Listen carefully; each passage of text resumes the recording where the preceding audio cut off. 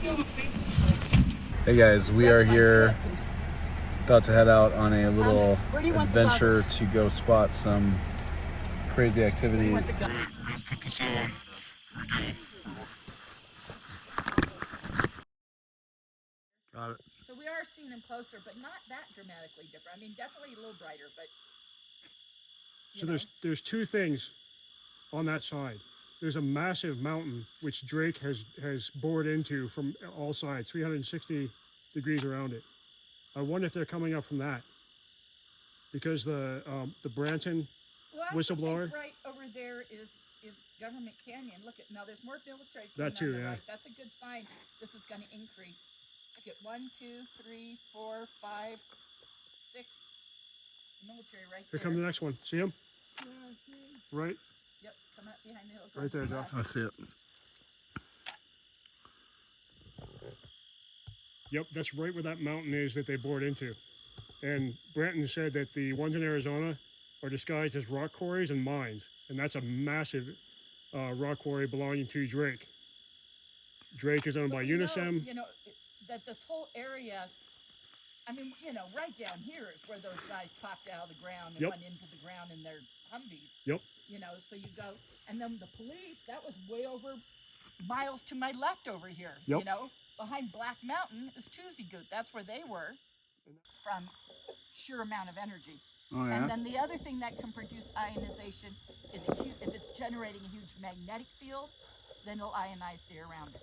Really? And then clearly these are disappearing, so they're powering. That's what we call a power up, because.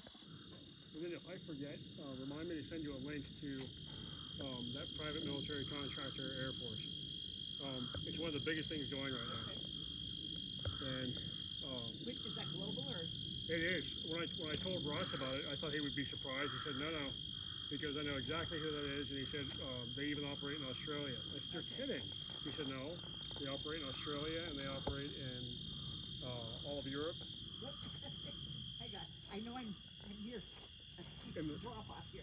the equipment that they have is incredible. Forward, I'm like, wait, don't do that. They fly French F1s. That's the thing that made me sure it's them, because I've seen F1s flying over the Sedona area. Yeah.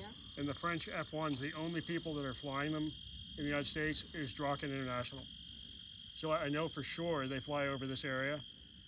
I just can't prove that the majority of the helicopter traffic, the military helicopter traffic, is theirs. I know 6 Cavalry out of Fort Bliss does annual training exercise in the area, and they land and refuel at the Sedona Airport, their 3rd Battalion, and then Luke Air Force Base, of course.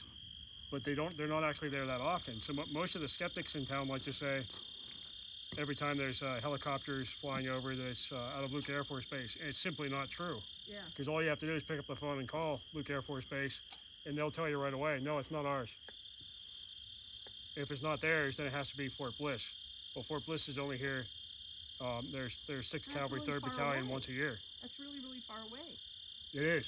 And that's why they only come once a year. They do their exercises here once a year. But we get helicopter. Oh, that just went right by me. They did, right in front of us. So when you put it in that context, look at how often we saw 2 Blackhawks. What was that, yesterday? Mm-hmm. Yeah, we saw 2 Blackhawks yesterday flying from the Sedona Airport to the southwest in the direction of Bradshaw Ranch. Who were they? I think it's Draken. Yes. I think it's Draken that flies security for the facilities out here in the Sycamore Basin. You know what's interesting too is they all come up in relatively the same area. When did they come back? And you guys, this late, we're well beyond any angle of sunlight. Definitely not For sure. satellites. There's no angle of sunlight to light up satellites at Nope. all. Oh, that's right. I was wondering if you've heard of Ben Lonetree, the electrical engineer. Yeah. I have not met him. I know who he is, but I've not met him. I mean, all you guys I know him and are friends with him, but I haven't met him. He's a very nice man. Yeah. He's been studying the area for 2 decades, I guess. Oh, yeah. And he was the one that was on Bill Gray Road with his electromagnetic equipment, and Blackhawk came. Here comes some more military coming in from the right, coming in from the north.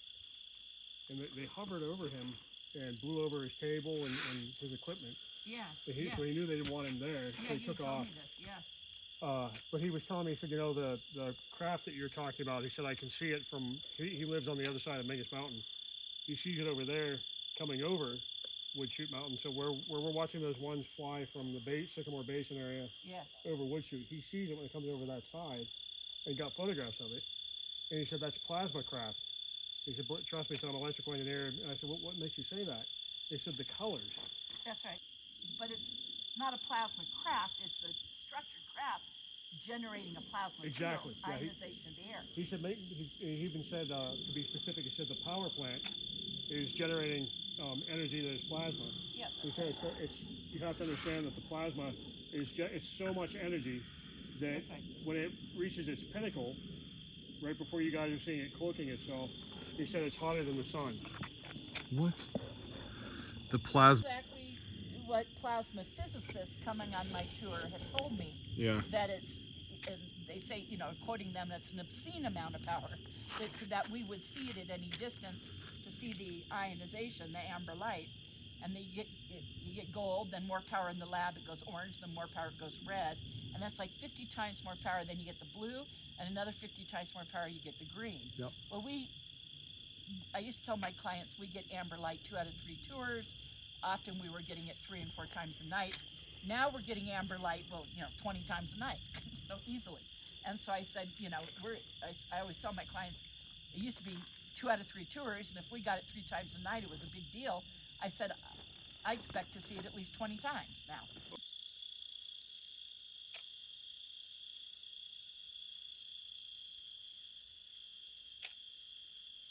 You gotta know size to know distance, and distance know size. So, you say how big is it arm's length? Are you looking at something 30 feet in diameter really close, or something 500 feet in diameter and really high up? Right, I know. yeah. You don't know. But when you're trained as a MUFON field investigator, it's how big is it at arm's length? Yeah, oil cookie.